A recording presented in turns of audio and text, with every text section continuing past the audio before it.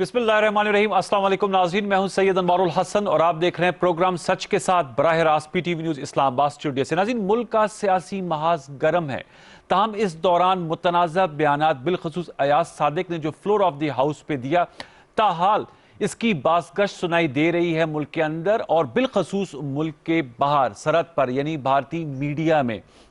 वज़ीर-ए-आज़म पाकिस्तान ने भी इस हवाले से गुफ्तगू की और कल वो मौजूद थे गिलगित बल्तिस्तान के यौम आज़ादी के मौके के सिलसिले पे परेड कभी मुआयना किया और वहाँ उन्होंने खिताब किया। खिताब के दौरान वज़ीर-ए-आज़म का ये कहना था कि आने वाले दिनों में कौम को पता चलेगा कि किसकी टांगें कांपती हैं और किसको पसीना आ रहा है। उनका ये कहना था कि मुल्क की मईशत को दुरुस्त करने के साथ साथ अब उनकी पूरी तवज्जो जो बड़े लोग हैं, बाअसर लोग हैं, उनको कानून की गिरफ्त में लाने के हवाले से इस हवाले से हम जरूर गुफ्तगू करेंगे, क्योंकि मुस्लिम लीग नवाज की सियासत और उनके बयानिया बिलखसूस क्वेटा जलसे के बाद हम देख रहे हैं कि इसमें जो दरारें इस लिहाज से पड़ रही हैं कि साबिक वफाकी वजीर lieutenant general retired Abdul Qadir Baloch और साबिक वजीर आला बलूचिस्तान सनाउल्लाह ज़हरी ने पार्टी से राह जुदा करने का फैसला कर लिया है और शुनीद ये है कि 7 नवंबर को इस सिलसिले में वो कोई प्रेस कॉन्फ्रेंस भी करने जा रहे हैं। दूसरी जानिब मरियम नवाज साहिबा ने आज वो गई और एहतसाब अदालत जा पहुंची और उन्होंने मुलाकात की अपने चचा साबिक वज़ीर आला पंजाब शहबाज शरीफ और कज़न जो कि कायदे हिज़्ब इख्तिलाफ़ पंजाब असम्बली में हमजा शहबाज साहब, और वहाँ पर मुलाकात की तस्वीर भी ट्वीट्स हुई और उस हवाले से उनका ये कहना था कि जो लोग नून मीम शीन मुस्लिम लीग की बात कर रहे हैं उनको आज ये वाज़े पैगाम है कि तमाम ख़ानदान जो है वो इकट्ठा है और शरीफ फैमिली में कोई दरारें नहीं पाई जाती। साथ में उनका ये भी दावा था कि अगला साल इलेक्शन का होगा। इस सियाको सबाक के साथ अपने प्रोग्राम के पहले हाफ में हम गुफ्तगू करेंगे। दो मुमताज़ सियासी शख्सियात, पार्लिमानी शख्सियात हमारे साथ शरीक गुफ्तगू हैं, उनका तारुफ हम आपसे करा देते हैं, जिनसे हम जानेंगे कि ये जो इस वक्त इशूज़ ज़ेर बहस हैं और जो चाहे वो हिज़्ब इख्तिलाफ़ हो या हिज़्ब इक़्तिदार, तो क्या जो जैसे फवाद चौधरी साहब ने भी एक स्टेटमेंट दी कि नैब केसेस और एहतसाब प्रोसेस को साइड पे रख के क्या हुकूमत और अपोजिशन के दरमियान कोई डायलॉग, कोई बातचीत की गुंजाइश पाई जाती है या नहीं, इस हवाले से गुफ्तगू करेंगे। हमारे साथ मौजूद हैं रियाज फतियाना साहब, सीनियर पार्लियामेंटेरियन है, मेंबर कौमी असम्बली है, पाकिस्तान तहरीक इंसाफ से आपका ताल्लुक है, कौमी असम्बली की कायमा कमेटी बरन लॉ एंड जस्टिस के चेयरमैन, आपका बहुत शुक्रिया। राना तनवीर हुसैन साहब ने हमें ज्वाइन किया है वीडियो लिंक पे। राना तनवीर हुसैन साहब पब्लिक अकाउंट्स कमेटी के चेयरमैन हैं, मुस्लिम लीग नवाज के सीनियर रहनुमा है, MNA है इस वक्त, और साबिक वफाकी वजीर राना तनवीर को भी वेलकम करते हैं। मैं रियाज फतियाना साहब आपसे गुफ्तगू का आगाज़ करूँगा। प्राइम मिनिस्टर इमरान खान साहब कल जारहाना मूड में थे और उन्होंने कहा, एक तो उन्होंने गिलगित बल्तिस्तान को प्रोविजनली सूबा स्टेटस देने की भी और ऐलान भी किया। ज़ाहिर बात है सारा प्रोसेस तो इलेक्शन के बाद होगा, 15 नवंबर को वहाँ पर इलेक्शंस भी होने जा रहे हैं, लेकिन उन्होंने चूंकि ये बात, आप भी बड़े पुराने पार्लियामेंटेरियन है, फ्लोर ऑफ द हाउस पे एयाज सादिक साहब ने पसीने और टांगे कांपने की बात की थी, तो उन्होंने कहा आने वाले दिनों में पता चलेगा कि किसको पसीना आ रहा है और उसकी टांगे कांप रही है। मैं आपसे जानना चाहूँगा, सियासी माहौल में बड़ी, जैसे वो अंग्रेजी में कहते हैं, फीवर पिच पर आ गया है। आपने तो ये बड़े नशेबो फराज उतार चढ़ाव देखे हैं, आपको क्या नजर आ रहा है? आप PM भी कह रहे हैं कि मईशत के साथ साथ इस चीज को देखा जाएगा, मरियम नवाज साहिबा और शायद खाकान अब्बासी साहब और PDM जो है वो भी टकराव के मूड में है। मामलात कहां जाते हुए देख रहे हैं आप?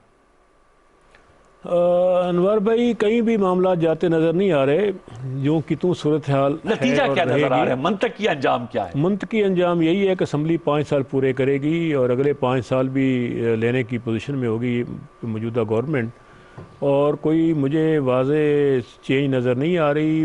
गुस्सा है, फ्रस्ट्रेशन है अपोजिशन रहनुमाओं में और वो उसका इजहार कर रहे हैं, उनका हक़ है वो इजहार करें, इसमें हमने तो नहीं रोका। लेकिन मैं समझता हूँ फिर भी हुकूमत अपोजिशन के दरमियान मज़ाकरा, डायलॉग का सिलसिला जारी रहना चाहिए और बैकडोर डिप्लोमेसी चैनल्स के ज़रिए अगर हम मुल्क में जमहूरियत के इस्तेकाम के लिए, पार्लिमानी जमहूरियत के मुस्तहकम करने के लिए अगर बातचीत करते हैं तो इसमें कोई मज़ाक़ नहीं है। बैकडोर आपने कहा, चैनल ऑफ कम्युनिकेशन, बड़ा शदीद ट्रस्ट डेफिसिट पाया जाता है। जी, इस वक्त आपकी बात दुरुस्त है, इस वक्त बदएतमादी बहुत ज़्यादा है, गुस्सा बहुत ज़्यादा है, माजराई अपने जोबन पर है, अपोजिशन जलसे जुलूस कर रही है। लेकिन आपने देखा होगा कि जलसे जुलूसों में आहिस्ता आहिस्ता लोग काम होना शुरू हो गए हैं। आखिर जलसा तो भरपूर था कोयटा वाला, 22 वो नवंबर तो को होना है। उसमें ज़ाहिर है कोयटा में JUI ने सारे मदरसों से आगे से बच्चे निकाले हुए थे, लेकिन अब देखें कि आगे चल के एक तो कोरोना वायरस तेज़ी से स्प्रेड कर रहा है। हाँ, ये है। आज 1150 केसेस, कहाँ आज से एक महीना पहले तकरीबन ये 200 केसेस डेली थे, आज सबसे हाईएस्ट केस थे 1150। और जिस स्पीड से बढ़ रहा है, मुझे खदशा है कि अभी चंद हज़ारों तक ना पहुंच जाए। और कोरोना वायरस के स्प्रेड होने में बड़ी वजह अपोजिशन के जलसे भी होंगे, क्योंकि वजह से स्प्रेड ज़्यादा हुआ है। पहले कोरोना नहीं था, जब से 2-3 जलसे हुए हैं उससे कोरोना में इजाफा हुआ है मुल्क में। और दूसरा ये कि सर्दी भी बढ़नी शुरू हो जाएगी, बारिशों का सीज़न भी आगे आ जाएगा।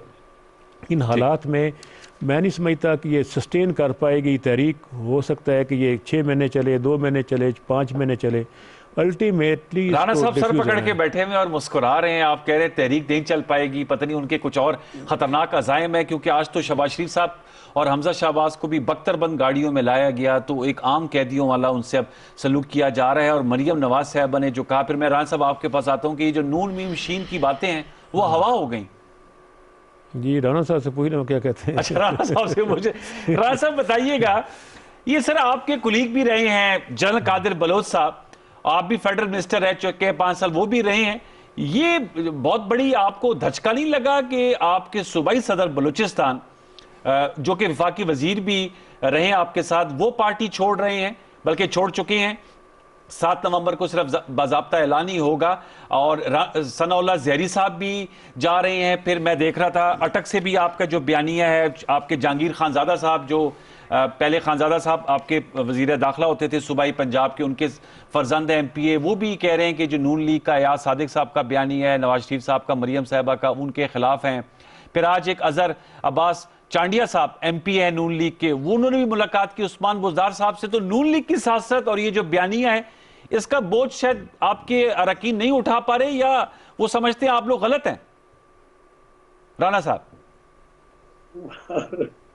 देखो, मैं फतियाना साहब का 2-3 चीजें हैं बड़ी हैं।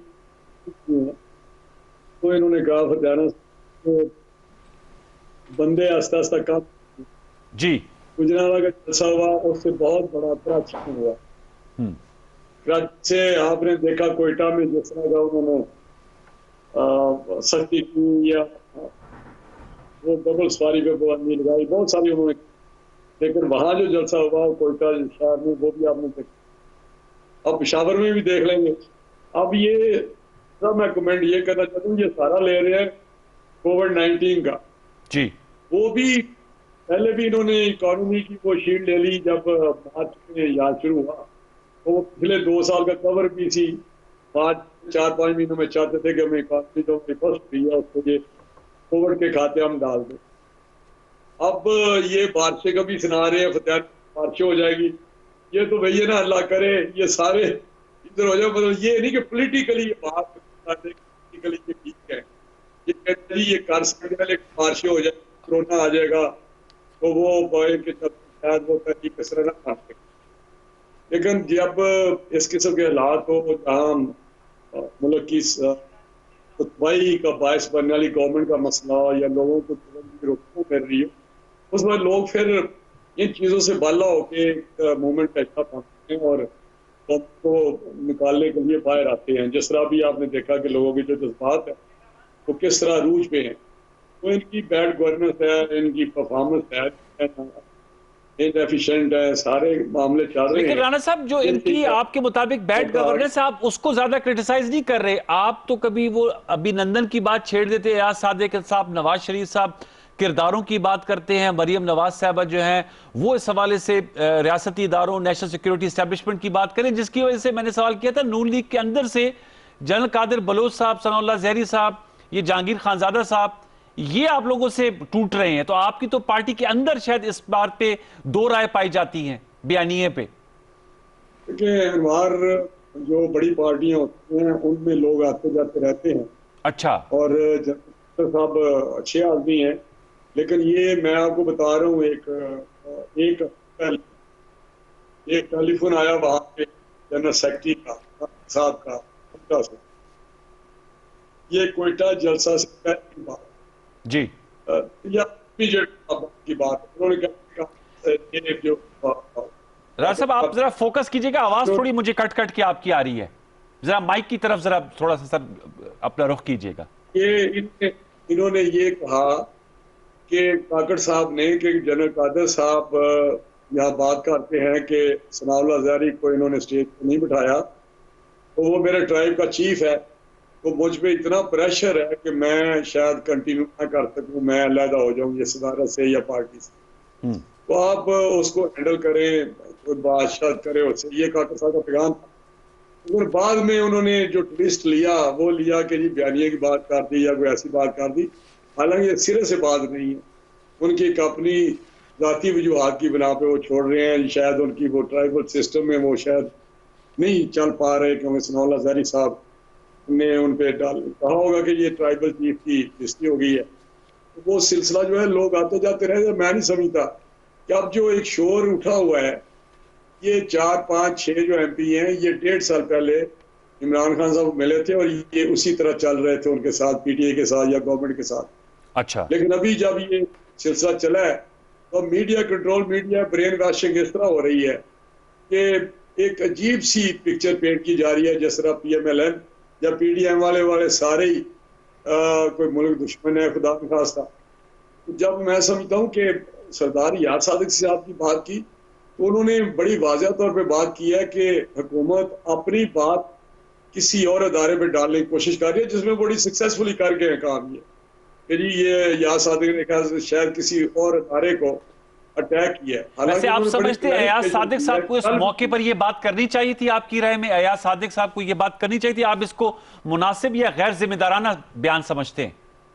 अगर उन्होंने शाह महमूद साहब को कहा है तो उसमें मैं नहीं समझता। पार्लियामेंट में जो लोकसभा आपके जो इंडियन नेशनल असम्बली है, लोकसभा, वहां पे जो आजकल कांग्रेस जो मोदी पे या उनकी पार्टी पे इल्जाम लगा रही है कि आप पाकिस्तान से इस तरह आपकी टांगें कांपती है, आपका साह घुटता है, आप ये आप सुनते होंगे, मैंने भी सुने।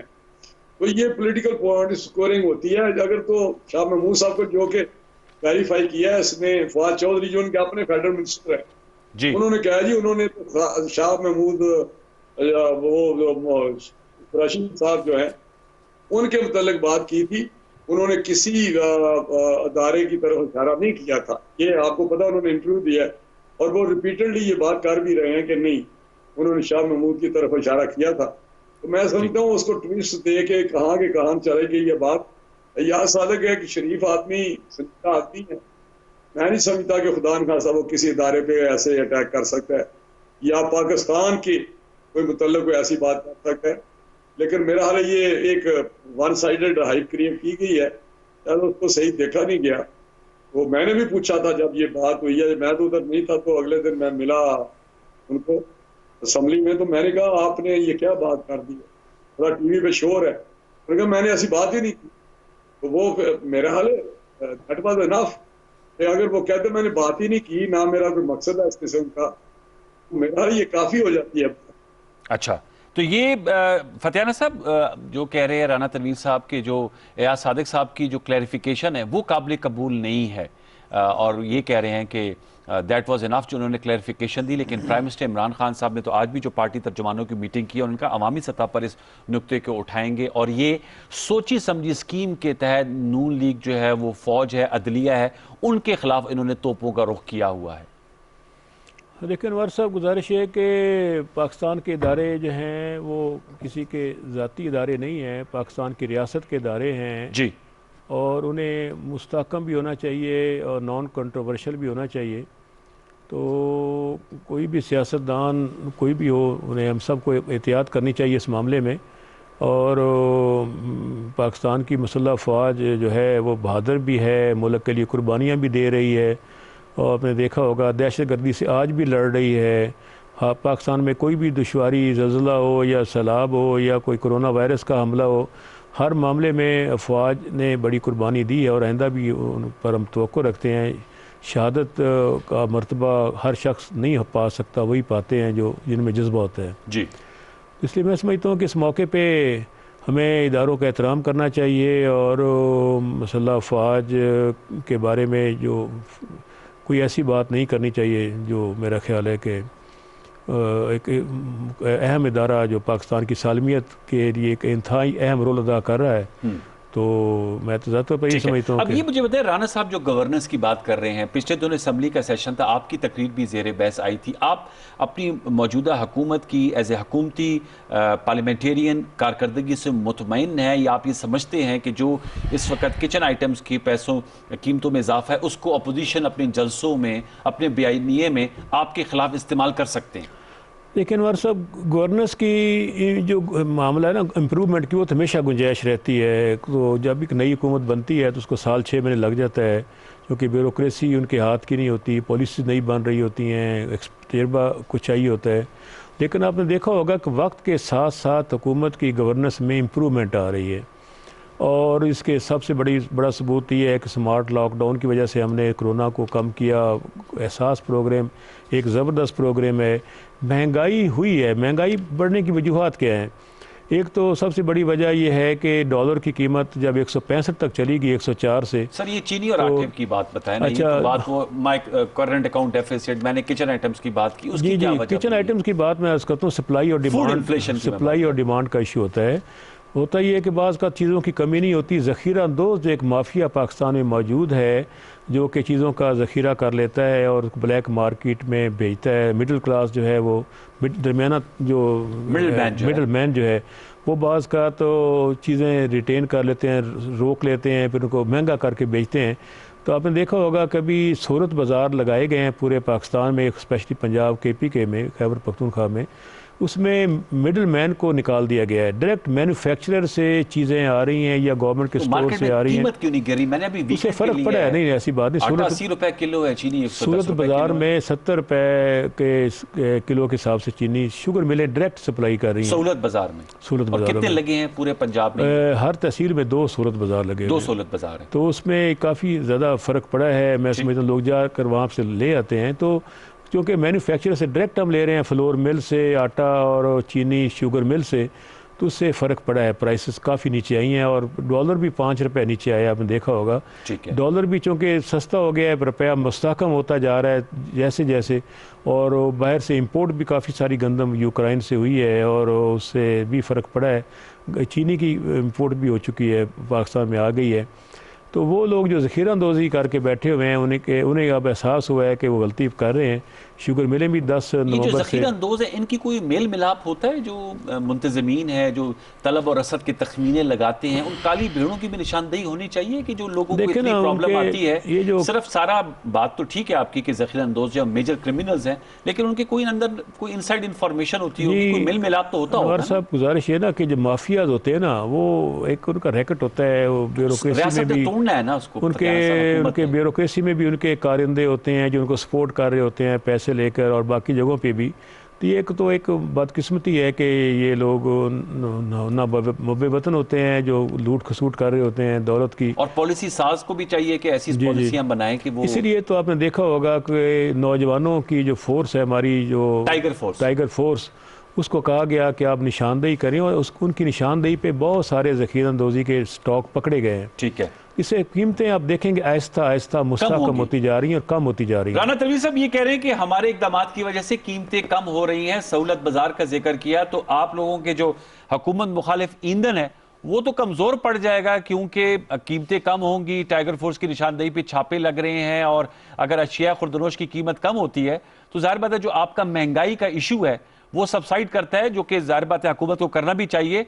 तो ये आप लोगों के लिए परेशानी का बायस होगा पॉलिटिकली स्पीकिंग। प्यारा साहब, मैं समझता हूँ कि वो जरा एडमिट कर कि महंगाई है, और लेकिन पटियाला साहब कहते हैं बड़ा अच्छा काम हो रहा है। मुझे ये बताएं तो बहुत सारे आइटम तो ऐसे किचन आइटम पेरिशेबल, थोड़ा सा माइक के करीब हो जाए तो सर आवाज जरा अच्छी करेक्ट हो जाती है जी। थोड़ा सा माइक के और करीब हो जाएंगे तो आवाज आपकी अच्छी करेक्ट हो जाती है, जैसे पहले हो गए थे, मेहरबानी।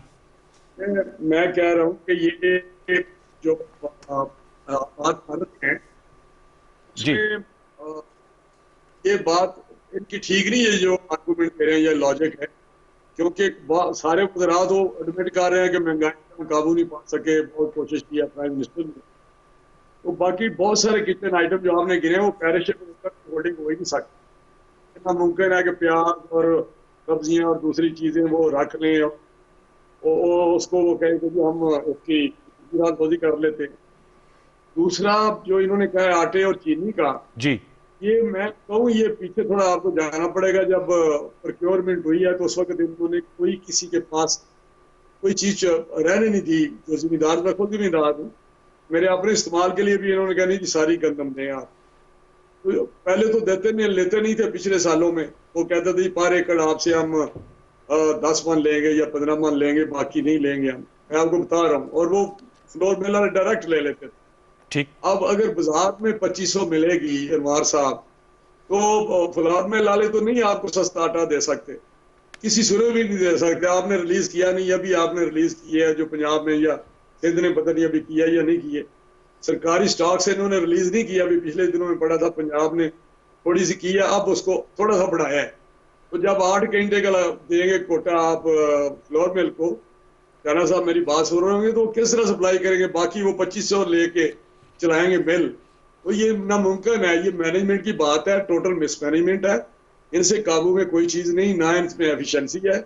ये जो कहता है सस्ता बाजार के क्या सहूलत बाजार है लगाए, बाजार, ये वही चरपे हैं, उनके नाम बदलते हैं। जो शहबाज साहब ने सारे काम किए हैं तो उनका ये इन्होंने सहूलत बाजार रख लिया। लेकिन वो जो बाजार लगाते थे उसको मैनेज करती थी इंतजामिया इस तरीके से, और हम भी करते थे जी। कि वहां पे कोई सब स्टैंडर्ड चीज नहीं होती थी। मैं खुद में आपको बता रहा हूँ, मैं जाता था, देखता था, और हर चीज देखते थे कि भाई चीनी किस किस्म की है। लोगों से पूछते थे कि ये जो ले रहे हैं प्राइस ठीक है, आप इसके स्टैंडर्ड से खुश है? मैं खुद भी देखता था हाल किस तरह रखे हुए हैं, किस तरह घी किस तरह रखा हुआ है, किस कंपनी का रखा हुआ है। तो ये चीजें जो है जो सहूलत बाजार है उसमें तो सब स्टैंडर्ड चीजें हैं, लोग लेते नहीं है और बातें करते हैं। वो बड़ी मुश्किल से, शायद आपको भी खबर हो या आप सहूलत बाजार गए या नहीं गए, तो ये सारी चीजें कॉस्मेटिक से कर रहे हैं। ये असास प्रोग्राम क्या है? ये बेनजीर प्रोग्राम है। वैसे अच्छा प्रोग्राम है, आप इसके मुतरिफ हैं एहसास प्रोग्राम के?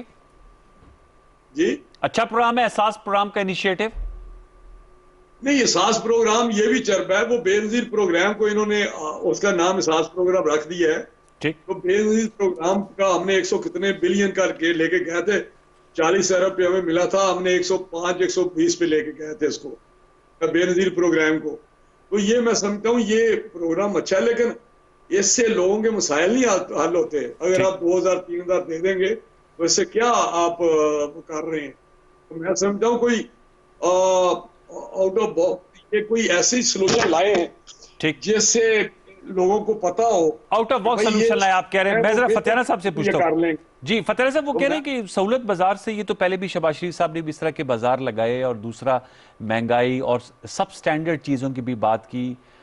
जैसे आपने कहा आटे का, तो आप बता रहे हैं कि सहूलत बाज़ारों में सस्ता मिलेगा, लेकिन इसका इम्पैक्ट मार्केट फोर्सेस पे पड़ेगा? आप इन टच हैं? क्योंकि मार्केट में तो जैसे मैंने आपको बताया कीमतें वहीं खड़ी हैं अनफॉर्चुनेटली। चिकन हो गया, टमाटर हो गए, आलू हो गई, तमाम चीज़ों की कीमतें जो हैं वो आसमान से बातें कर रही हैं। फतेहाना साहब, आप तो अवामी रहनुमा है और अवाम की नफ्स पे आपका हाथ है। कीमतें बढ़ी हैं, कोई शक वाली बात नहीं है, लेकिन अब देखा अब कीमतें मुस्तकम एक जगह रुक गई हैं और अब नीचे आना शुरू हो गई हैं।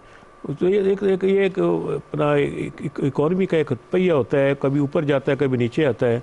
तो मैक्सिमम जहाँ तक कीमतें बढ़नी थी जा चुकी हैं, अब वहाँ से डिक्लाइन शुरू हो चुका है। अब ये नीचे ही आएंगी, ऊपर नहीं जाएंगी। और कितने अरसे में नीचे आएंगी? क्योंकि आपको तो चाहिए कि इमीडिएटली नीचे जी जी। अब देखना सहूलत बाज़ारों से बड़ा फ़र्क पड़ा है, यूटिलिटी स्टोर से बड़ा फ़र्क पड़ा है, उसके बाद छापे पड़ने से जो लोगों ने स्टोरेज की हुई थी वो उससे बड़ा फ़र्क पड़ा है। और अभी 10 नवंबर से शुगर मिलें चलना शुरू हो जाएंगी, उससे मार्केट में नई चीनी की फरावानी आ जाएगी। सपोर्ट प्राइस है जो राना तनवीर साहब कह रहे थे, वो भी कोई फिक्स किए हैं आपने, ताकि आपका किसान जो है वो इससे फैज़याब हो और ज्यादा गंदम की पैदावार हो? क्योंकि वो भी बहुत बड़ा इशू है। आप खुद एक एग्रीकल्चर बैकग्राउंड के हमारी हुकूमत आई है 1300 रुपए बंद पहले था, हमने 1400 किया, अब 1600 किया है गवर्नमेंट ने। और कितना होना चाहिए वैसे? तो मेरा ज़ाती ख्याल है कि 1800 रुपये तक होना चाहिए। तो उससे ज़ाहिर है गंदम के काश्तकार को हम जो बाहर से इंपोर्ट कर रहे हैं वो हमें 2000 से ऊपर पड़ रही है, सारे खर्चे भी, इसमें फॉरेन एक्सचेंज भी जा रहा है बाहर।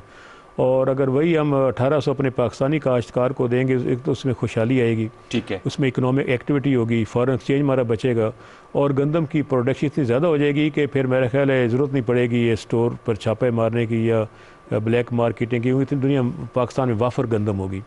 तो इसमें मेरा ख्याल ये भी मेजर डिसीजंस भी हम लोगों ने लेने हैं। जी, इस पे जुमेरात को कौमी असम्बली में जनाब स्पीकर की सरबराही में इजलास हो रहा है एग्रीकल्चर कमेटी का। ये उसमें जी इस जी रवां हफ्ते अभी 2 दिन बाद, तो उसमें भी हम रिकमेंड कर रहे हैं कि 17,500 और 1,800 के दरमियान रेट हो रखा जाए। जाए। राना तनवीर साहब, मैं आपसे पूछूं कि जैसे आप कह रहे हैं और आपने भी कहा कि जी सपोर्ट प्राइस इतनी हो, मैनेज बेहतर किया जाना चाहिए, सवाल वही है जो आपसे किया जा रहा है कि जो नून लीग का बयानिया है वो ये जो अवामी इश्यूज हैं इस पे उतना फोकस नहीं है। आप इस चीज को एक्सेप्ट करेंगे जितना फोकस दीगर इश्यूज पर है, चाहे वो रियासती इदारों की बात है, सिविलियन बालादस्ती की बात है। सिविलियन बालादस्ती बिल्कुल होने चाहिए, इसके अलावा वोट को इज्जत दो, वोट की इज्जत जरूर होनी चाहिए। ये जो पब्लिक इश्यूज हैं इस पर आप लोग ज्यादा इम्फसाइज नहीं कर रहे। शेर जवान जो आप लोगों ने तहरीक कल मरियम नवाज साहब ने उसका इनिशिएटिव लिया, उसमें भी ज्यादा गुफ्तगू जो होती है वो या वर्दी की होती है, इदारों की होती है। ये जो अवामी इश्यूज हैं जो लोगों को रोजमर्रा के उनकी इश्यूज है, उस पर आप लोगों का वो फोकस है जितना होना चाहिए। देखिए, मैं आपको कहूँ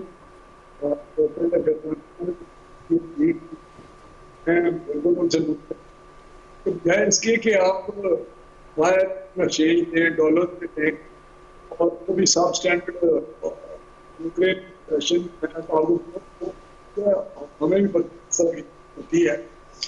और अपने हमने किसान को नहीं वहाँ पे एम्प्लॉय, तो 70% जो पॉपुलेशन है, ये एक मैं बताऊँ ब्लेसिंग है पाकिस्तान में हुकूमतों के लिए स्पेशली कि 70% लोग जो देहात में रहते हैं उनको कभी महंगाई का इस तरह इशू नहीं आया जिस तरह ये शहर के लोग जो पिंच महसूस करते हैं। और वो सड़कों पे नहीं आते इसलिए तो उनके पास गंदम थोड़ी सी होती है, वो रख लेते हैं साल की अपनी वो काश्त जो की अपने लिए स्टोर कर लेते हैं ताकि हम उनका गुजारा हो रहा है जो फूड आइटम। तो मैं समझता हूँ कि ये बात को बड़ी अंडरस्टैंड करनी चाहिए गवर्नमेंट को, क्योंकि ये जिम्मेदार तो लोग है नहीं जो यहाँ इस वक्त प्राइम मिनिस्टर, उसको आइडिया ही नहीं है। फखर इमाम साहब जो वजीर खुराक है, राना तनवीर साहब, उनसे मैंने नशिस्त की, वो कहते हैं मैं बेसिकली जमींदार हूँ। फखर इमाम जो वजीर खुराक हैं, नेशनल फूड सिक्योरिटी, फखर इमाम साहब। मुझे फखर इमाम साहब के वजीर बनने पे बड़ी एक हौसला मिला था। मैं ऑनेस्टली आपको बताता हूँ कि चले एक जो एग्रीकल्चरिस्ट है वो आया है को इश्यूज को और वो लेके आगे जाएगा चीजों को, लेकिन मैंने देखा वजीर बनने के बाद बिल्कुल उन्होंने कहा जब ये statement the on the floor of the house के गंदम स्टोर जो हमारे गोडाउन थे उनमें हमने गंदम प्रोक्योर करके रखी थी, आप पता नहीं वो किधर गई। अगर मिनिस्टर कहता है कि किधर गई है गोदामों से गंदम, उसके बाद वो वजीर, मैं समझता हूँ क्या कह सकता है कि वो वाकई वजीर कि मेरे गोदामों में गंदम पड़ी है और मैं उठ के कह रहा हूँ कि मुझे तो पता ही नहीं है किधर चली गई है। शायद फतियाना साहब ने उनकी तकरीर सुनी हो। तो यहाँ तो बाबा आदम ही निराला है कि एग्रीकल्चरिस्ट है लेकिन बात नहीं कर रहा कि एग्रीकल्चर की। वो एक कमेटी बनी थी इनके भी सरबराही में, उस वक्त हमने कहा था जब इन्होंने 1400 की है, हमने जोर लगाया। फतियाना साहब को बताना चाहता हूँ कि 1600 कर दें, प्लीज 1600 कर दें। इन्होंने वो आए थे इनके बड़े स्पेशलिस्ट जो डायरेक्टर है, मैंने फखर इमाम साहब के बैठे, मैंने कहा यार मुझे बताएं, ठीक आप मुझे कैलकुलेट कर दें इनपुट्स, इतने इनपुट्स है इतने इतने, तो उस हिसाब से ये 400 रुपया बढ़ानी चाहिए थी उस माने। तो जब हमने 1600 कहा था इन्होंने 1365 किया। मैं आपको बता रहा हूँ 1365 किया। लास्टली जब गंदम बाजार में आ गई तो उस वक्त इन्होंने 1400 कर दिया। ये रिकॉर्ड की मैं बात कर रहा हूँ। तो कहने का मकसद ये है कि खुदा के वास्ते कुछ चीज़ों को इस तरह मैनेज करें कि अगर वहाँ पे आप कुछ पैसे डाल दें इसको प्रोक्योर करने के लिए, लेकिन ये करते क्या है, अगर 1400 मुझसे लेते हैं तो फिलहाल को तो ये देते हैं कोई 1600 पे। ये जो फूड डिपार्टमेंट है जरा चेक करें, वो उसमें बहुत सारी चीजें डालता है, उसमें पता नहीं पूरी की कीमत डाल देता है, क्या क्या डाल देता है उसमें। राना साहब मेरा सवाल यही था, फिर मैंने इसे कंक्लूड कराना है फतियाना साहब से, क्या वजह है कि फिर आप लोग इन इश्यूज को देखें, आपको कितनी ग्रैस्प है, इस पे आपकी लीडरशिप ज्यादा बात नहीं कर रही। जो लोगों के इश्यूज हैं, चाहे वो चीनी है चाहे वो आटा है, इसमें बिलियंस ऑफ रुपीस लोगों की जेबों से निकलकर माफिया की नजर हो गए, लेकिन उस माफिया पे आप लोग खामोश हैं। अगर लोग भी इस मूवमेंट को साथ दे रहे हैं या चल रहे हैं तो वो अपने जो इश्यूज हैं उनके मसाइल वो हम उठा रहे हैं तो आ रहे हैं। हम चाहते हैं कि महंगाई खत्म हो, ठीक और है। महंगाई खत्म नहीं हो सकती या एक आम आदमी की जिंदगी में बेहतरी नहीं आ सकती जब तक ये हुकूमत है। ये हमारा बड़ा फर्म बिलीव है। पहले अच्छा, जब तक हुकूमत फर्म बिलीव है, तो ये तो राणा साहब ये तो कह रहे हैं ये असेंबली भी 5 साल मुद्दत पूरी करेगी। 20 साल भी रहे तो आपको अंडरस्टैंड आप नहीं कर सकेंगे। फतियाना साहब वो कह रहे हैं आप तो 20 साल भी रहे तो अंडरस्टैंडिंग नहीं है इश्यूज की टुवर्ड्स द एंड। फतियाना साहब ऐसी बात नहीं है, राना साहब हमारे भाई हैं, साबिक वफाकी वजीर हैं। देखना यह है कि इनके दौर में तो 5 साल वज़ीर ख़ारजा ही कोई नहीं था, आपको पता है 4 साल, और उस दौर में भी हंगामे हुए थे कि शेर गंदम खा गया है, बड़े हंगामे हुए थे, जुलूस निकले थे कि शेर गंदम खा गया। तो अभी तो कोई शेर नहीं गंदम खाने वाला। तो गुजारिश है अरबों रुपए जो ये लोगों की जेबों से निकल के चले गए, माफियाज की नजर, इन माफियाज को तो सजा देना। जी जी बिल्कुल, उसमें कोई दो राय नहीं है। इस पर सज़ा बढ़ा दी गई है, उसमें जुर्माना बढ़ा दिया गया है। एक ऑर्डिनेंस के ज़रिए कहा गया है कि अगर जो निशानदेही करेगा ज़ख़ीरा अंदोज़ों की तो 20% उसको इनाम दिया जाएगा। ठीक है। और मेरा ख्याल काफ़ी लोगों के नाम दिया भी गया है। तो बिल्कुल इस पे इस इशू की कम्प्रीहेंशन मुकम्मल है, और जो 1600 रुपए वो सपोर्ट प्राइस कर रहे हैं, आप इससे मुतफिक हैं जो राना जी मैंने अर्ज़ किया ना 1800 रुपया, मैं ज़ाती तौर पर समझता हूँ 1800 रुपये मान करेंगे तो काश्तकार गंदम ज़्यादा काश्त करेगा, हमें बाहर से इम्पोर्ट नहीं करनी पड़ेगी। ठीक है। और दूसरा ये कि काश्तकार को हमें और मराद देनी चाहिए। पाकिस्तान की इजाफी आबादी है, उस खुशहाली भी आएगी, गुर्बत में भी कमी आएगी और महंगाई में भी कमी आएगी। चले, महंगाई में कमी आएगी। मेरा सेगमेंट का वक्त खत्म हो जाता है। आपका बहुत शुक्रिया रियाज फतियाना साहब, राना तनवीर हुसैन साहब, आपका बहुत शुक्रिया। व्यूअर्स, अहम नुकात है मेरे ख्याल में ये जो हमने बहस करने की कोशिश की है कि किस तरह जो आम लोगों की चीज़ें हैं उनकी कीमत में कमी लाने के लिए पॉलिसी डिसीजंस हो। मैं समझता हूँ राना तनवीर साहब के पास भी इनपुट है, फतियाना साहब के पास भी नॉलेज है। मेरे ख्याल में अपोजिशन हुकूमत इन इशूज़ पर ज़रूर साथ बैठे, अपने सियासी इख्तलाफात रखें। अगर इनका एहतसाब के प्रोसेस पे एतराज़ है अपोजिशन का वो रखे, हुकूमत का ये जो बजाय एतराज़ है कि जो आपके केसेज हैं उनका सामना करना होगा, इस पे नो कॉम्प्रोमाइज बातचीत होनी चाहिए। कम से कम ये इश्यूज, इन पे लाइंस ऑफ कम्युनिकेशन जरूर चाहिए। ये हमारे इस सेगमेंट का टेक अवे है। ब्रेक में जाने से कबल हम आपको बताते चलें, ब्रेक के बाद हम गुफ्तगू कर रहे होंगे, खसूसी गुफ्तगू अफजल खान साहब जो कि ब्रिटिश पार्लियामेंटेरियन है, पाकिस्तानी नजाद हैं, यौम स्याह कश्मीर के हवाले से इस्लामाबाद आए थे। हमने उनके ख्यालात रिकॉर्ड किए, इस्लामोफोबिया के इशू के हवाले से हमारी गुफ्तगू हुई, कैसे कश्मीर के इशू को पूरी दुनिया में इंटरनेशनलाइज किया जा सकता है, वो हम आपको सुनाएंगे एक छोटे से वक्फे के बाद। वक्फा ले लीजिए।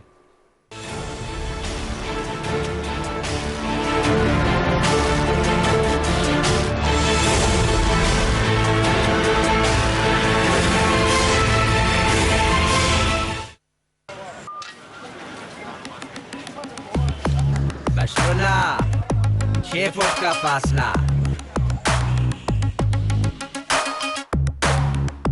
बशरुल्लाह 6 फुट का फासला,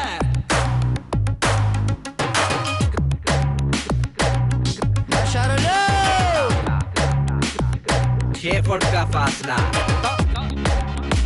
बशरुल्लाह 6 फुट का फासला, 6 फुट का फासला, बशरुल्लाह एयरपोर्ट का फासला, एयरपोर्ट का फासला, एयरपोर्ट का फासला, एयरपोर्ट का फासला, एयरपोर्ट का फासला। 6 फीट का फासला कोरोना से बचने के लिए जरूरी है। कोरोना की अलामात हो तो हुकूमत खैबर पख्तूनख्वा की हेल्पलाइन 1700 पे कॉल करें और अपने घर तक ही महदूद रहें।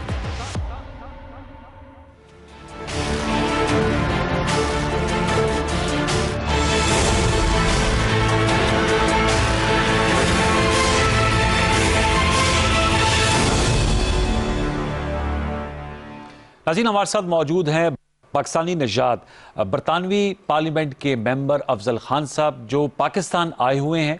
एक तो बरतानविया में जो मामलात है उस पर गुफ्तगू हो, बिलखसूस मुसलमानों की वो नुमाइंदगी कर रहे हैं, ज़ाहिर बात है इनके क्रिश्चियन वोटर्स भी होंगे। फिर इस्लामोफोबिया का इशू आजकल वेस्ट में उसका बहुत रुझान पाया जा रहा है और उसकी मुख्तलिफ अशकाल हैं। इसका मुकाबला वहाँ पर बसने वाले मुसलमान बिलखसूस जो फिर ऐवान नुमाइंदगान के मेंबर हैं वो किस तरह कर रहे हैं।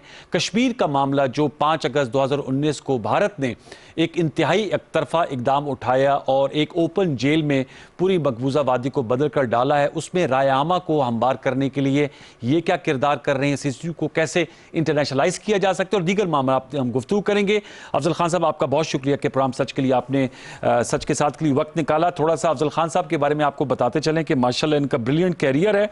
आप ब्रिटिश मेंबर ऑफ पार्लियामेंट है हाउस ऑफ कॉमन के, 2017 से लेबर पार्टी से आपका ताल्लुक है जो इस वक्त हिज़्ब इख्तिलाफ में है। यूरोपियन पार्लियामेंट के भी मेंबर आप रह चुके हैं और पहले लॉर्ड मेयर ऑफ मैनचेस्टर यानी मुसलमान लॉर्ड मेयर भी आप रहे हैं। अफजल खान साहब, मैं आपसे जानना चाहूँगा, गुफ्तगू का आगाज़ इस्लामोफोबिया से कर लेते हैं। बताइएगा, हम पाकिस्तान में बैठकर, और ज़ाहिर बात है जहाँ भी मुसलमान मौजूद हैं उनके लिए काफ़ी मुश्किल सूरत हाल है और गम गुस्सा पाया जाता है, जिस किस्म का इस्लामोफोबिया हो रहा है, फिर गुस्ताखाना हरकत भी हो जाती है। मैं आपसे जानना चाहूँगा, क्योंकि यहाँ पर हमें भी बहुत तकलीफ होती है, वहाँ बैठकर आपको तकलीफ भी हो रही है और इन चीज़ों का सामना भी करना पड़ता है, कैसे इसका मुकाबला किया जा सकता है?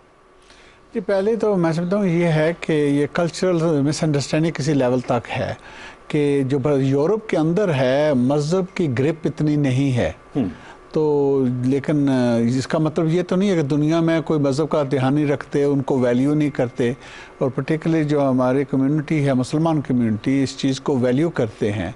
तो थोड़ी सी उनको ये समझ नहीं आती कि ये क्यों इतने अपसेट हो जाते हैं। हमारे लिए बहुत बड़ी बात है कि नबी करीम सल्लल्लाहु अलैहि वसल्लम के ख़िलाफ़ कोई गुस्ताखाना कोई चीज़ की जाए, हम इसको टॉलरेट नहीं करते। अब प्रॉब्लम ये है कि हम जिस दुनिया में रह रहे हैं तो ये एक ग्लोबल विलेज है और हम इंटरकनेक्टेड इंटरडिपेंडेंट एक दूसरे पे हैं। तो इसके लिए ये लाजमन है कि जो दौर पहले था उसको छोड़ें, जिस दौर में आप रह रहे हैं तो एक दूसरे के साथ ताल्लुकात हैं, तो ये बुनियादी क्लियर होनी चाहिए कि तरीका क्या है। तो उसका बड़ा सिंपल है जो हर सिविलाइज सोसाइटी के अंदर होता है, वो ये है कि आप एक दूसरे का एहतराम करें, आप एक दूसरे को हर्ट ना करें। जी आपने कहा उनको इस चीज़ का इदराक नहीं है, उनकी मज़हब की ग्रिप कम है, लेकिन वैसे वो ह्यूमन राइट इशू हो, जेंडर इश्यूज हो, रेसिज्म हो, उस हवाले से हॉलोकॉस्ट हो, इस हवाले से तो उन्हें काफ़ी इदराक है। जी बिल्कुल, मुस्लिम आबादी वहाँ पर बसती है तो अब इसका इदराक तो हो जाना चाहिए। होना चाहिए, बिल्कुल सही कह रहे हैं, लेकिन थोड़ा सा ये मैं कह रहा हूँ मिस इश्यूज हैं। एक इस लिहाज से, एक तो फिर आपने सवाल ये था ना कि हमें क्या करना चाहिए, तो एक ये है कि जो जेन्युइन लोग हैं जिनको सही इंफॉर्मेशन नहीं है उन तक तो सही इंफॉर्मेशन पर आना हमारा फ़र्ज़ है। ठीक है, वैसे भी अगर वो कुछ भी ना हो फिर भी हमारे पास पैगाम है, इस पैगाम को दूसरों तक पहुंचाना ये हमारा फ्रिज़े में आता है। तो ये रीच आउट करना ये ज़रूरी है, हमें इसको और इम्प्रूव करने की ज़रूरत है एज अ मुसलमान कम्युनिटी। अब दूसरी बात यह है कि किसी भी माशरे के अंदर कुछ ऐसे ग्रुप होते हैं, स्मॉल एलिमेंट, जो मिस्चीवियस होते हैं, जो एक्सट्रीम पे जाते हैं, जो चीज़ को अब्यूज़ करते हैं, तो ये हिस्सा भी वहाँ पे है। और इसके सैडली पॉइंट ये है कि किसी लेवल पे ये जो पॉलिटिकल एंगलिंग की जाती है, वोट बैंक जिसे कहते हैं, उसको बढ़ाने के लिए जानबूझ के वो इस तरह की शैतानी करते हैं। तो ये एक्सपीरियंस हमें है। जब मैं यूरोपियन मेंबर ऑफ पार्लियामेंट बना था तो मेरा जो मुकाबला था वो ब्रिटिश नेशनल पार्टी के लीडर निक ग्रिफिन के साथ था। तो अगेन आपको नजर आएगा कि वो जब भी, उससे पहले वो मेंबर ऑफ यूरोपियन पार्लियामेंट था, तो जब भी पार्लियामेंट में बात करता था तो हमेशा मुसलमानों के खिलाफ जहर उगलता था। तो उसको ये एहसास था कि उसकी जो पॉलिटिकल करियर है उसकी रिक्वायरमेंट ये है, तो उसको यूज करते थे। तो जब इलेक्शन हमारा हो रहा था, तो ये आपके व्यूज के लिए सिंपल पॉइंट है, तो उसने क्या किया कि उसने बाकायदा एक लीफलेट तैयार किया और हर नॉर्थ वेस्ट इंग्लैंड के अंदर घर में ये पैगाम पहुंचाया। तो पैगाम क्या था? वो पैगाम ये कहता है जी 8 लोग यहाँ से इलेक्ट होंगे, बड़ी जो पार्टी हैं उनके बंदे तो मुंतखब हो जाएंगे, तो आखिरी मुकाबला जो होगा 8वें नंबर पे वो एक मुसलमान लेबर से होगा मेरा। तो उसने मेरे मजहब को खींच के ले आया। हालांकि मैं तो लेबर पार्टी का कैंडिडेट हूं, मेरा कुछ भी मजहब हो सकता है, किसी और का भी कुछ और मजहब हो सकता है, कुछ का कोई भी मजहब नहीं होता, लेकिन उसे इल्म था इस बात का कि जब मैं मुसलमान को लेके आऊंगा तो मेजॉरिटी लोग जो हैं मुसलमान नहीं हैं, तो मुझे फायदा होगा। इसका अंदर यूरोप में ऐसी कॉन्स्टिट्यूएंसी पाई जाती है जो कि एंटाई मुस्लिम है या रिलीजियस बुनियादों पर वोट करती है। कुछ एलिमेंट हैं जो इसको यूज करते हैं, मैं कह रहा हूं। ठीक है। तो लेकिन मजे की बात यह है कि मेजॉरिटी लोग ऐसे नहीं हैं। उसी इलेक्शन में जबकि नॉन मुस्लिम बहुत बड़ी मेजॉरिटी में थे, उन्होंने मुझे मुंतखब किया था, और बल्कि रिजल्ट वाले रात को मैंने उसे ये पैगाम फिर दिया, मैंने कहा तुमने ये पैगाम दिया था नॉर्थ वेस्ट के लोगों को लेकिन नॉर्थ वेस्ट लोगों का पैगाम ये है कि वो एक मुसलमान लेबर को तुझसे ज्यादा पसंद करते हैं। Before we move on to other subject, Islamophobia का अगर मैं आपसे इन अ नटशेल जानना चाहूँ, आप समझते हैं कम्युनिकेशन को बेहतर करना होगा? जी, तमाम मुस्लिम उम्मा को मुत्तहिद होना पड़ेगा? बिल्कुल होना चाहिए। देखिए ये तो सिंपल पॉइंट है ना, इत्तेहाद का, लेकिन ये असल में है। यही तो सबसे मुश्किल है, कैसे हों? जी, उसका सिंपल आंसर तो फिर मैं आपको यही दे सकता हूं कि इत्तेहाद जो है ये बात करने की नहीं है, ये अमल करने की चीज है। तो हमें अमल करने की जरूरत है इस पे। जितना ज्यादा मुसलमान अमल करेंगे तो इत्तेहाद बेहतर होगा। उस इत्तेहाद के अंदर भी यही है ना कि हम प्यार मोहब्बत एक दूसरे की तरफ बढ़ाएं, छोटी छोटी चीजों को ऊपर ना ज्यादा लगाएं। तो ये वो सिंपल पॉइंट है ना। लेकिन अल्टीमेटली प्रॉब्लम है। मेरा कहने का मकसद ये नहीं है कि यूरोप के अंदर प्रॉब्लम नहीं है। आप जब भी इस चीज़ की नज़र डालेंगे इसमें, तो जो चीज़ सामने आएगी वो ये है कि इसमें एलिमेंट हैं। आप देखें डोनाल्ड ट्रंप को, अमेरिका की हिस्ट्री देखें, उनके कॉन्स्टिट्यूशन को देखें, लेकिन किस तरह उसने इस्तेमाल किया इस चीज़ को, बार बार वो इसको इस्तेमाल करता है। इसी तरह आप देखें नेतन्याहू जो इसराइल के अंदर हैं, वो किस तरह इस एजेंडे को इस्तेमाल करते हैं। फ्रांसिस इसकी तवक्को भी नहीं थी, क्योंकि ये दाएं बाजू का एक्सट्रीम लीडर नहीं है, लेकिन इसका इलेक्शन आ रहा है और इसके अंदर लपान आती है जो एक्सट्रीम को यूज करते हैं, उसको न्यूट्रलाइज करने के लिए, उसके कुछ वोट बैंक को रेड करने के लिए मैं समझता हूं ये इस चीज को कर रहा है। ये बहुत ही बुरी चीज है। मुसलमान जो वहां पर बसते हैं उनका क्या रद्द अमल होना जी चाहिए? तो पहले तो मैं लीडरशिप पे बात करना चाहूंगा कि वो ये है कि कोई भी जो अच्छा लीडर है वो एक्चुअली कम्युनिटी को यूनाइट करेगा, कभी भी डिवाइड नहीं करेगा। तो अगर ये इस्तेमाल कर रहा है डिवीजन को इस्तेमाल करने के लिए, तो ये बुरी बात है और ये अच्छा लीडर नहीं है। इसको अल्टीमेटली प्राइस पे करनी पड़ेगी। वोटिंग के लिहाज से भी मेजॉरिटी लोग अच्छे रहते हैं। तो क्या हम कर सकते हैं? तो मेरे ख्याल में हमें अपना अच्छा किरदार बनाना चाहिए, अच्छा रीच आउट करना चाहिए, बच्चों को अच्छी तालीम देनी चाहिए। जब दूसरों के साथ आप तावन को बढ़ाएंगे तो आपका पैगाम आगे बढ़ेगा। उसके बाद लेजिस्लेशन का पॉइंट है, तो वहाँ पे हम काम करते हैं। जैसे ब्रिटानिया पार्लियामेंट के अंदर हम इस पे काम कर रहे हैं। हमारे पास वहाँ APPG ब्रिटिश मुस्लिम्स तंजीम वहाँ पे है, जिसमें मुख्तलिफ MPs उसके मेंबर्स हैं। हम उस पर उससे बहुत अच्छा खासा रिसर्च किया है, काम किया है। हमने इस्लामोफोबिया का डेफिनेशन तैयार किया है। उस डेफिनेशन को 1000 से ज़्यादा तंजीमों ने, काउंसिलों ने, मेयर ने, मुख्तलिफ पोलिटिकल पार्टी ने एक्सेप्ट कर चुकी है। लेकिन अफसोस हमें यह है कि जो हुकूमत है इस वक्त, इसकी पार्टी जो है ये कंजर्वेटिव पार्टी है, उन्होंने आज तक इसको एक्सेप्ट नहीं किया। तो जब हम इसके भी अबूर कर लेंगे तो मुझे यकीन है कि लेजिस्लेशन और स्ट्रेंथ की जाएगी ताकि इसको हम प्रिवेंट कर सकें। ओके, अफजल खान साहब, आप आए यौम स्याह के हवाले से आपने तकरीबात से खिताबात भी किए, अपना आपने मौक़िफ़ भी दिया। इससे पहले भी आपसे कश्मीर की वजह से नशिस्त हुई थी। मैं आपसे जानना चाहूँगा, खुले तरीके से जो भारत है वो इंसानी हकूक़ की पामाली कर रहा है और विद इम्प्यूनिटी नरेंद्र मोदी जो भारतीय वज़ीर आज़म है, अब उन्होंने जो मकबूजा वादी की ज़मीन है वो भी अलाट कह दिया है कि जी भारतीय शहरी आकर ख़रीद सकते हैं। आर्टिकल 370, 35A सब ख़त्म कर डाला। यूनिलैटरली सारे काम हो रहे हैं। आलमी रायामा को कैसे भारत मुखालिफ किया जाए और उन्हें बताया जाए कि ये हकायक हैं। वहाँ पर रेप को एज ए वेपन इस्तेमाल किया जा रहा है, छरे मार गनों से बच्चों को नाबीना किया जा रहा है। मैं आपसे जानना चाहूँगा, क्योंकि आप वहाँ इंटरेक्ट भी करते हैं, कोई जहन साजी हो रही है, लोगों को इदराक हो रहा है कि ये बिल्कुल ब्रॉड डे लाइट रॉबरी है, कत्ल हो रहा है, ओपन जेल में तब्दील कर दिया है भारत ने कश्मीर को? जी, आई थिंक एक पॉइंट तो बिल्कुल क्लियर है ना कि अगर हम देखें इस हिस्ट्री को, 73 ईयर्स से ज़्यादा हो चुके हैं और जो जुल्म है दिन ब दिन बढ़ रहे हैं कश्मीरियों पे, ये ग्राउंड रियलिटी है। जो वादे इंडियन गवर्नमेंट ने किए हैं डे वन से, उन्होंने खिलाफ वर्जी की, इस चीज़ की जो मायदा था ब्रिटिश राज का डिवाइड होने का, उसकी खिलाफ वर्जी की। फिर उन्होंने वादा किया कि ठीक है जी हम UN के थ्रू जाएंगे, फिर प्लेबसाइट होगा। प्लेबसाइट आपके सामने आज तक नहीं कर सके, जो UN के रेजोल्यूशन पड़े हुए हैं। फिर जो उन्होंने कश्मीरियों, जो ऑक्यूपाइड कश्मीर है, उनके साथ जो समझौता किया हुआ था टेम्पररी कॉन्स्टिट्यूशन के अंदर था, उसको भी उन्होंने खत्म कर दिया। तो एवरी लेवल पे आप देख रहे हैं कि इनकी जो बिहेवियर है ये कश्मीरियों के खिलाफ भी है, अपने दस्तूर के खिलाफ भी है और UN इंटरनेशनल लॉ के भी खिलाफ है। तो क्या वजह है कि इसकी जो रिएक्शन होना चाहिए था, जो इंटरनेशनल बॉडीज हैं वो नहीं कर रहे, ये जो मुख्तलिफ ममालिक हैं वो नहीं कर रहे, जो बड़ी ताकतें हैं जिसमें बरतानिया भी शामिल है। ये चैलेंज की बात है। तो अगर मैं आपको इंटरनेशनल मल्टीलैटरल ऑर्गेनाइजेशन की बात करूं तो सबसे बड़ी यूएन की आएगी। यूएन खुद इसके अपने रेजोल्यूशन है, तो इनको कम से कम इतनी तो होना चाहिए ना कि अपने रेजोल्यूशन को इंप्लीमेंट करें। तो उसमें मुझे कमजोरी जो नजर आ रही है वो ये है कि यूएन के अपने टीथ है ही नहीं। ये इस तंजीम के साजिश में जो बनाई गई थी उसमें ये कमजोरी है। तो ये रिलाई करती है जो बड़ी पावर्स हैं उनकी ताकत को इस्तेमाल करने के, और इसकी फिर कमजोरी ये बन जाती है कि जब बड़ी ताकत चाहती नहीं है इस्तेमाल करना ताकत को, तो उसके पास तो कुछ ताकत है ही नहीं है फिर यूएन की। तो इसलिए मैं समझता हूँ वो कमजोर है और आज तक कुछ कर नहीं सकी है जी, जो आलमी ताकतें हैं। हाँ जी जी। तो अब जब नीचे लेवल पे जाते हैं तो फिर अगर मैं बात बरतानिया की करूं, क्योंकि मैं वहां पे पार्लियामेंटेरियन हूं, तो वहां और वैसे भी अनफिनिश एजेंडा ऑफ पार्टीशन है। बिल्कुल सही, ब्रिटिश गवर्नमेंट बिल्कुल सही है। तो मैं हमेशा ये बात कहता हूं कि उनकी एक तो मॉरल रिस्पॉन्सिबिलिटी है, क्योंकि ये अनफिनिश बिजनेस है। तो कोई काम आपने सही नहीं किया तो उसको ठीक कराना ये आपका अखलाकी फर्ज बनता है। तो क्योंकि वक्त गुजर चुका है इसका मतलब नहीं कि आपका फर्ज कम हो गया, फर्ज तो आज भी वही है। तो एक पॉइंट ये है। दूसरी बात मैं समझता हूं कि ये है कि वहां बरतानिया के अंदर इस वक्त कोई 3.5 मिलियन लोग ऐसे मौजूद हैं जिनका तल्लक इस हिस्से से है, चाहे वो इंडिया हो, चाहे कश्मीर हो, चाहे पाकिस्तान हो। तो उनके घर के अंदर इतनी खासी तादाद रह रही है जिनका डायरेक्ट कनेक्शन इस जगह से है।